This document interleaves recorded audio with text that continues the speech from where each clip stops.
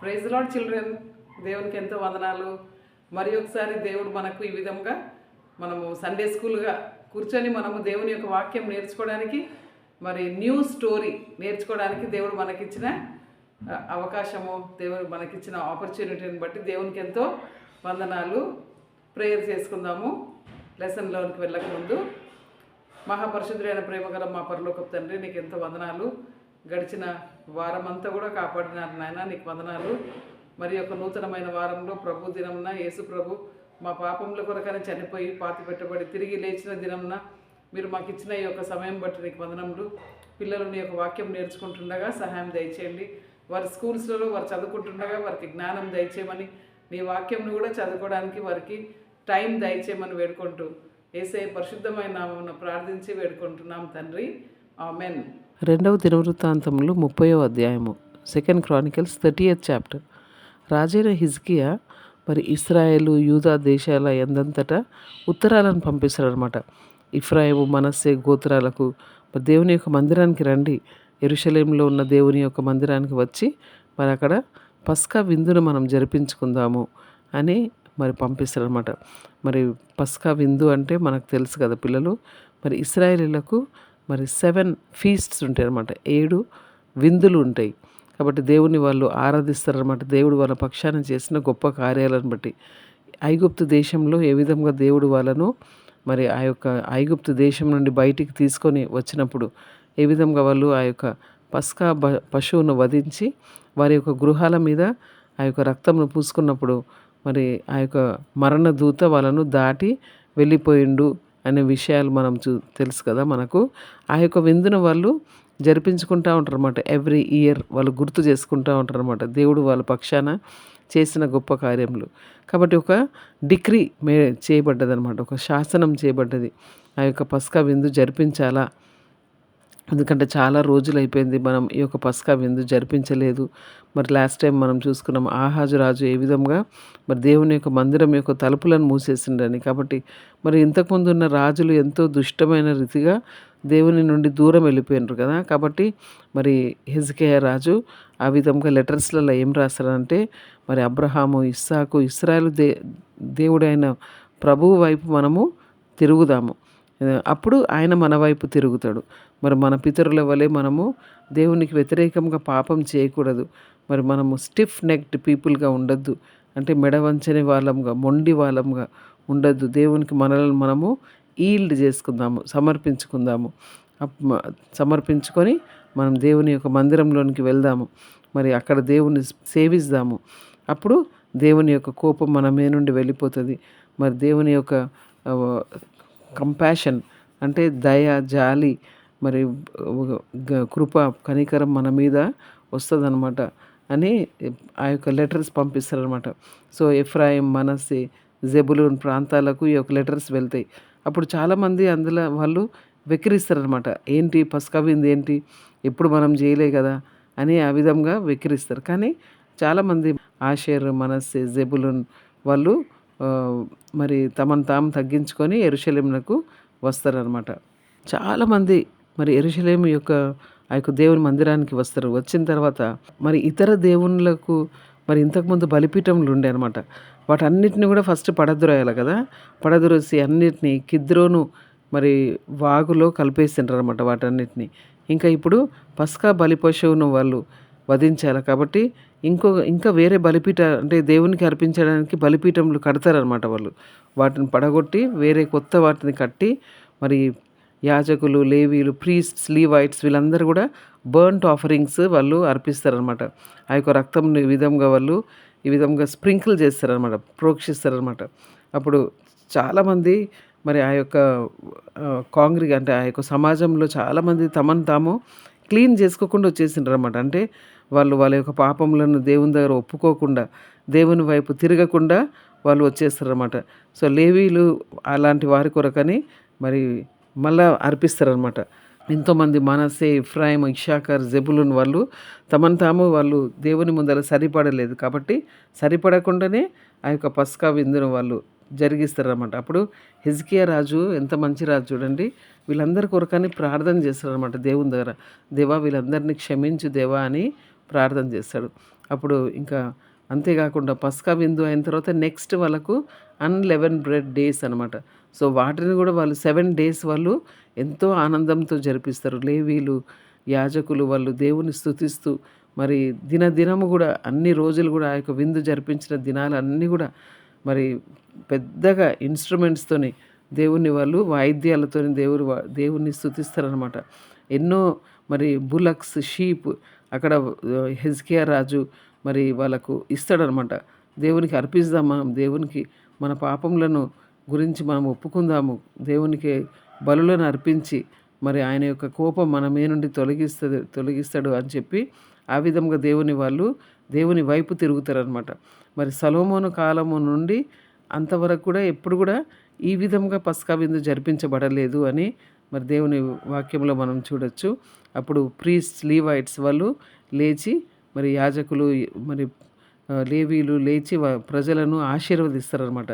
ఎంతగా వాళ్ళ యొక్క ఆరాధన, వాళ్ళ యొక్క ప్రార్థనలు ఎంతగా వాళ్ళు పెద్దగా చేస్తారనమాట. అప్పుడు వాళ్ళ యొక్క ప్రార్థనలు మరి పరలోకము వరకు చేరినాయంట. పరిశుద్ధమైన స్థలము, పరలోకంలో ఉన్న పరిశుద్ధమైన స్థలం వరకు వాళ్ళ యొక్క ప్రార్థనలు చేరినాయి అని మనం ఈ యొక్క 2 క్రానికల్స్ 30th చాప్టర్లో మనం లాస్ట్కు చూసుకుంటాం అనమాట. మనం లాస్ట్ టైం చూసుకున్నాం కదా, పస్కా పశువు అంటే ఆ యొక్క బలులు అర్పిస్తూ ఉన్నారు. కానీ ఇప్పుడు మనము న్యూ టెస్టమెంట్ కాలంలో మనం ఉన్నాం కదా, కాబట్టి ఇప్పుడు మనం చూస్తే మరి యేసుప్రభు మన కొరకని ఆల్రెడీ అర్పించబడ్డాడు కదా.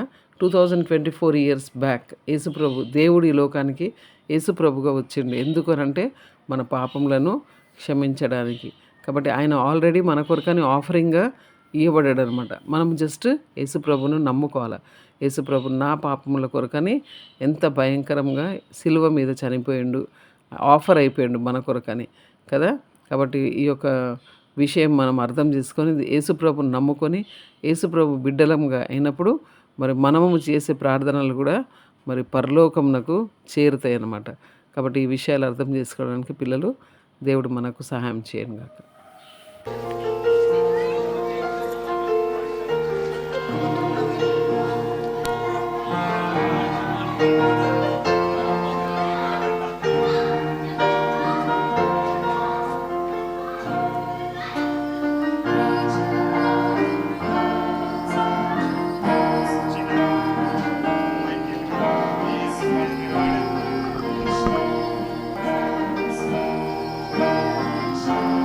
But the priest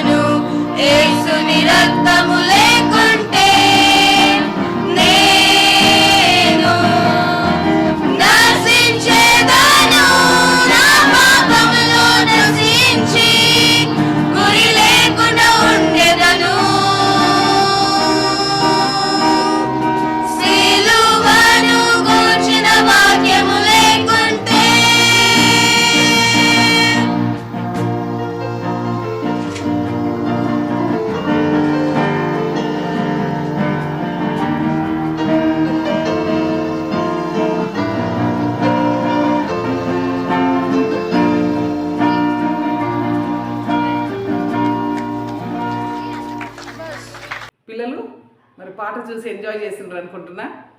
ఓకే, పాటలు నేర్చుకోండి పిల్లలు పాటలు పాడితే చాలా చక్కగా ఉంటుంది. అంతేకాకుండా మరి మనం ఈరోజు లెసన్ లోపల కింగ్ హెజికియా సంగతి మనం చూసుకుంటా ఉన్నాం కదా. ఒక 2 వీక్స్ బ్యాక్ కూడా మనం చూసుకున్నాము. సో కింగ్ హెజికియా మీద చాలా లెసన్స్ ఉన్నాయి అనమాట. మనం ఒక 4 లెసన్స్ చూసుకుంటా ఉన్నాం. లాస్ట్ టైం ఒక లెసన్, ఈసారి ఒక లెసన్ చూసుకుంటున్నాము. కింగ్ హెజికియా ఏ విధంగా ఆయన మరి గుడ్ కింగ్గా ఉండే, గుడ్ కింగ్, దేవుని మాట వినే రాజుగా ఉండే అనమాట. అంతేకాకుండా మరి ఆయన యొక్క దేశం అంతటిని కూడా అయ్యో అందరు దేవుని వైపు తిరగండి, ఎందుకంటే దేవుడు ఎంతో మంచి దేవుడు, కృపగల దేవుడు, గ్రేషియస్ గాడ్.